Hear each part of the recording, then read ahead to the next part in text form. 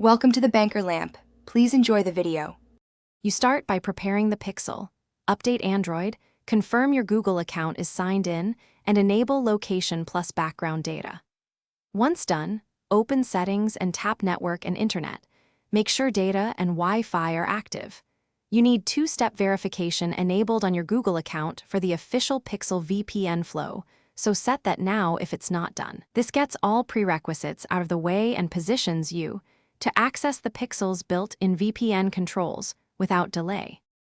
You proceed by opening Settings, then Network and Internet, and locating the VPN section. If you see Google VPN or Protect Your Phone, tap it.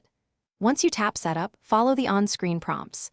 Confirm your Google account, accept the VPN permission dialog, and allow background operation so it stays connected. Make sure to grant any required notifications and location access. This is why we prepped those settings. After you confirm, the Pixel will initialize the VPN and show its connection status in Quick Settings. You finish by verifying the VPN is active. Pull down Quick Settings and look for the VPN icon, then visit a site that shows your IP or try a geo-restricted service. If it doesn't connect, first toggle airplane mode or reboot the phone. This often clears network holds.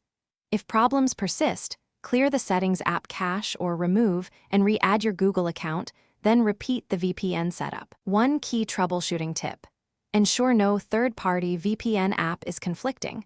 Uninstall other VPNs before retrying. Thanks for watching. If this was helpful, leave a like and consider subscribing. See you next time.